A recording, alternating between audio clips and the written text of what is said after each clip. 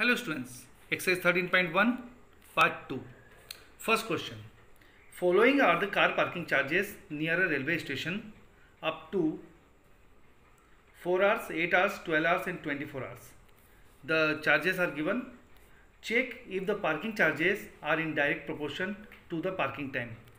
हमने दे रखा है कि 4 आवर्स के लिए चार्जेस जो हैं वो है 60 rupees, for 8 hours it is 100 rupees, for 12 hours it is 140 rupees and for 24 hours it is 180 rupees. तो हम यहाँ पे देखेंगे कि ये डायरेक्ट प्रोपोर्शन में है या नहीं. तो डायरेक्ट प्रोपोर्शन के लिए जैसे इंट्रोडक्शन पार्ट में हमने क्लियर किया था, आपको हमने आपको समझाया था कि इनका रेशो निकाल के देखेंगे. अगर रेशो अगर एक कांस्टेंट आता है, एक जैसा आता है, कांस्टेंट का मतलब एक जैसा आता है, तो yes these are in direct proportion, otherwise not. तो हम क्या करेंगे, 4/60 करके देखेंगे तो रेशो आया 1/15. 8 को 100 से डिवाइड किया तो 4 की डबल से 2 जा एंड 4 की डबल से 25 जा, मतलब 2/25 आया. सिंस इन दोनों में ही अपने को रेशो सेम नहीं मिल रहा है, फिर भी हम आगे ट्राई कर लेते. तो जब 12 को 140 से डिवाइड किया तो 3/35 आया और 24 को 180 से किया तो 2/15 आया. तो यहाँ पे रेशोज़ क्या सेम है क्या? नहीं. तो as the ratios are not same, therefore parking charges are not in direct proportion to the parking time. Question number 2. Let me read the question. It is fill in the blank type of question. A mixture of paint is prepared by mixing a part of red pigment, मतलब 1, with 8 parts of base. In the following table, find the parts of the base that need to be added.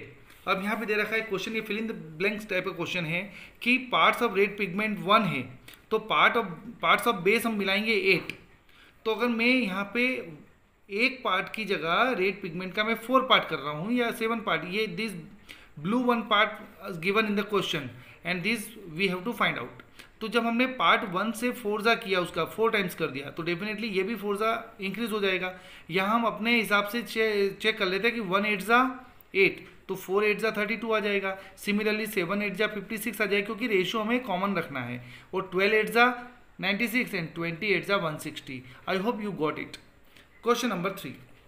This question number 3 is related to question number 2. A mixture, in question number 2 above means this is question number 3.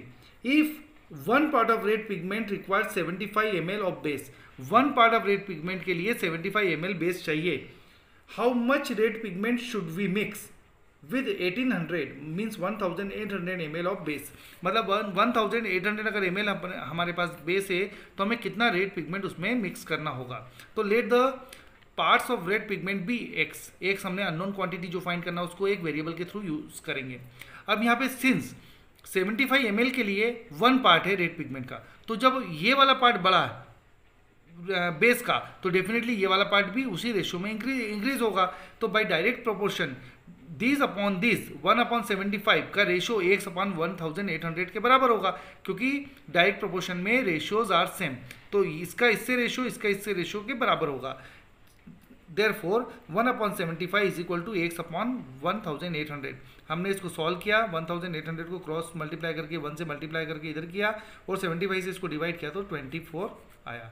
Therefore, 24 parts of red pigment should be mixed.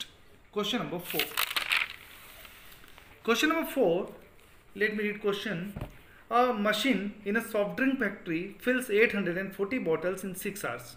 How many bottles will it fill in 5 hours? बहुत simple question से हम इसमें इस type के question में हमेशा इस type का एक बॉक्स बनाएंगे, एक फ्रेम बनाएंगे, उसमें हम इंफॉर्मेशन लिखेंगे, then only we will solve. Number of bottles है 840 और टाइम टेकन 6 आवर्स. तो उन्होंने बोला है कि जब 6 घंटे में इतनी बॉटल्स बन सकती है तो 5 घंटे में कितनी बॉटल्स फिल हो सकेगी. तो डेफिनेटली हमने यहाँ पे क्या हुआ, टाइम कम हुआ तो बॉटल्स भी कम हो जाएगी. तो by direct proportion this upon this is equal to this upon this, ratio remains constant. तो 840/6 इज इक्वल टू x/5. अब हमने इसको क्रॉस मल्टीप्लाई किया, 840 का 5 से मल्टीप्लाई किया और 6 एसिटीज रखा, 6 की टेबल से काट दिया 140 जा, और 140 का 5 में मल्टीप्लाई किया तो हमारे पास आया 700. This 700 bottles will be filled in 5 hours. Question number 5. Question number 5.